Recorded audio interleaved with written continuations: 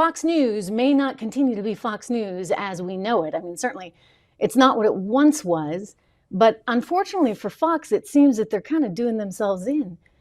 And they're doing themselves in because, well, there's no succession plan. You know that show, Succession, that's really not supposed to be about the Murdoch family, but really is about the Murdoch family? I actually don't watch it. I don't need to watch it, right? You know, I actually worked there, so I know a few things. Not, you know, I don't have intimate details or knowledge of the family. I can tell you that I think it's bizarre, a little bit bizarre for there to be so much infighting. I realize, you know, kids don't always get along. And I guess somehow when there's billions of dollars at stake, they really, really don't get along. So the New York Times has a very big story on this. Apparently Rupert Murdoch, who is 93 years old, in other words, he could be Joe's older brother. Hey, that shows you.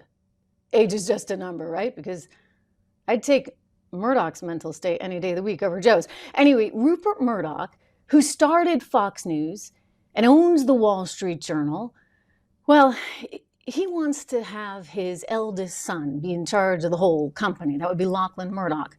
But that's not going over so well with the other siblings because you get Elizabeth Murdoch and you get James Murdoch and Prudence, who doesn't really want to have anything to do with the business but has a stake in all this. And so everybody's infighting. And so suddenly it's turned into this big legal ordeal.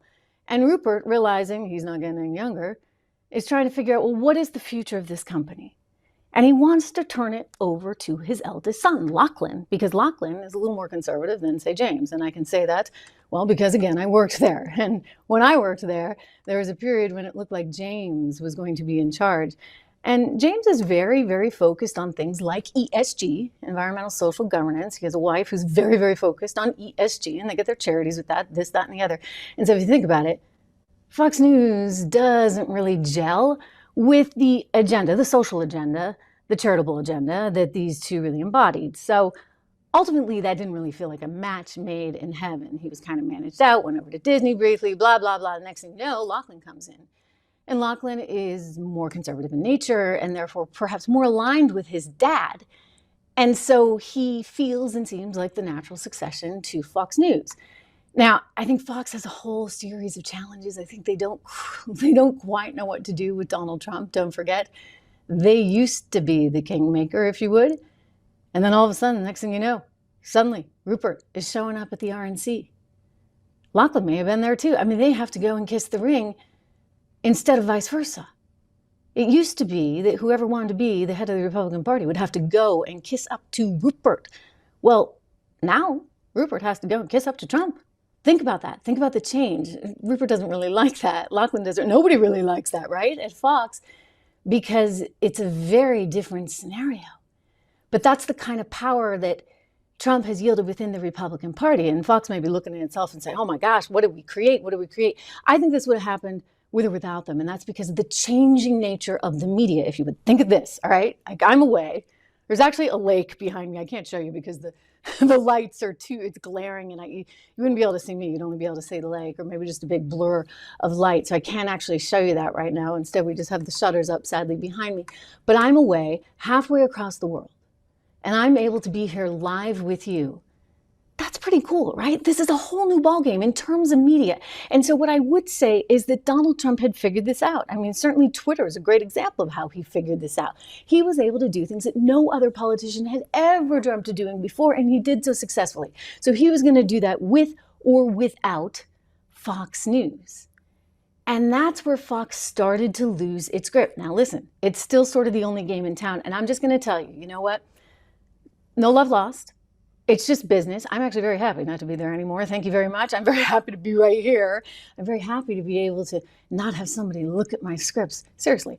I mean, think of that. Having to have management look at your scripts every single day, every single night. That's a lot of micromanaging that I really don't like. Now we don't even have scripts. Better this way. So it's all good. But I would just say that from a journalist perspective, from an American perspective, I like to see a lot of players in the game, which means the more the merrier. So we do want Fox. We don't really want it to go away. We do want Newsmax. We do want Breitbart. We do want Daily Wire. We want me. We want Tucker. We want everybody, right? Like you want as many players. Bongino, I love his show.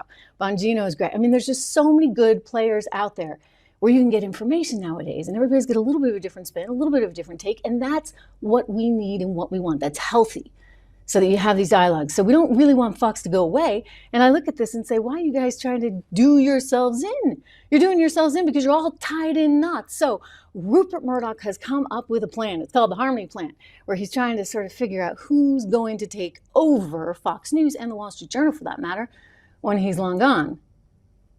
I guess these are really rich people problems, right? They get some serious rich people problems. But the reason we care about it is because you want those conservative news outlets out there, even when you don't like them, guys, all right? All right? So even when you say, I think this place is the worst place on the planet, I hate Fox News, I hate what they're doing, you still want to have a lot of information sources out there, and you don't want it to turn to CNN or let alone MSNBC overnight. And so it's important that they do figure out the succession. And I don't know if they're going to be able to. So take a look at this. The New York Times has this big story, that the secret battle for the future of the Murdoch empire. Here's the title, and then it reads, Rupert Murdoch, the patriarch, has moved to change the family's irrevocable trust to preserve his media businesses as a conservative force. Several of his children are fighting back. So we'd like it to stay conservative, but what do you do when the rest of the family isn't conservative? Apparently none of the family's getting along. I mean, the poor guy's 93 years old. His kids won't even come to his wedding. I mean, who knows why he's getting married at 93? I mean, I guess he figures he'll live another day, and his wife must figure that too. There's a bit of a May-December going on there between him and the Russian bride that he now has. But anyway, it's his fifth wife. He got married again, and the only one that showed up at his wedding for the kids happened to be Lachlan, who he may be turning the business over to, if he can. And this is where it gets just a little bit weird. I think you've got some pretty fancy, schmancy white shoe law firms involved trying to help the kids and then trying to help Rupert and Lachlan, I guess. Weird. I mean, you would think the guy who created the business, who owns the business, could just say, I'm going to make a decision. It's going to you, buddy. It's going to you, so-and-so. But I'm guessing, and I don't know a lot about family law, I'm guessing maybe in the divorces, somewhere along the way, some of the wives were able to carve out this, that, or the other for the kids. Who knows? But the problem right now is, one, you get a dysfunctional family. I mean, we don't really need to feel bad for them about that. I guess they have enough money to make up for it. But yes, a very dysfunctional family with a father who's about to die at 93 years old, who has been a stalwart in the conservative space. And it's quite possible that that conservative pillar is not going to exist anymore. So all the more reason, right, to subscribe over here, all the more reason for all of us out here in the universe of conservative thought, or at least I'd like to call it, I wouldn't even say it's conservative, right? Because I told you before, I'm a registered independent. I'm willing to vote for anybody who will cut taxes and keep us safe. It's not that hard. But apparently, for Democrats, it is. So I think anybody who's reasonable, listen, we have a responsibility right now to try and, from the ground up, create something new. It's why, even when I'm away, I am going to be here every single day with you. I'm committed to this because we have so much on the line. I'm going to sound like MSNBC for a minute. Our democracy is at stake. Well, you know what it is? Our republic is at stake, ladies and gentlemen. And it's not, frankly, because of Donald Trump. It's because of the left.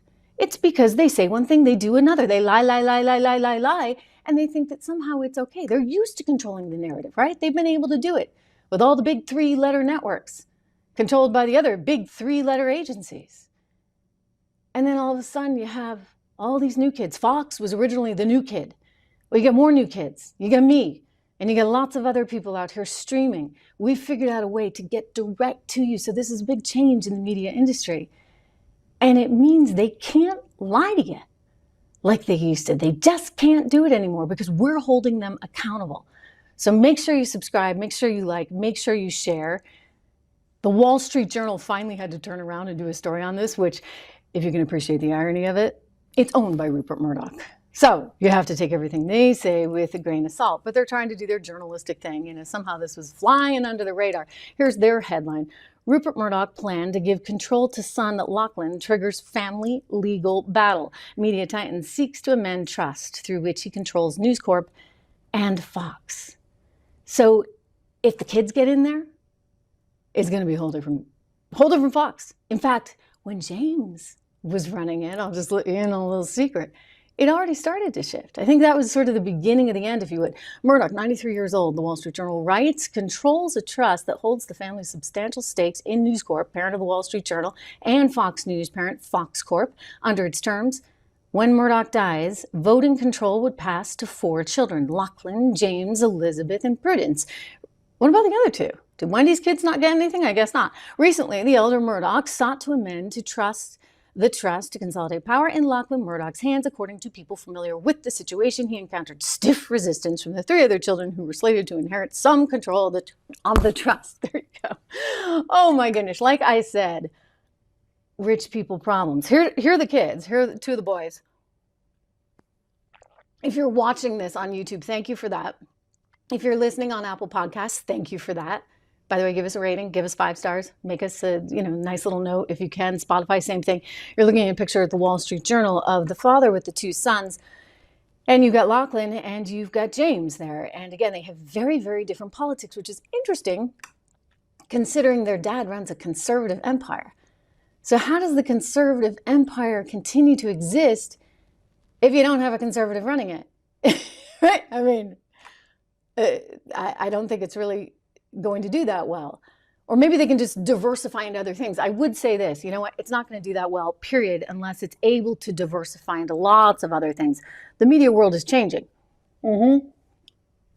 It's changing in real time, and that's a good thing. It's a good thing for information and the freedom of information, the flow of information, accountability, all of that.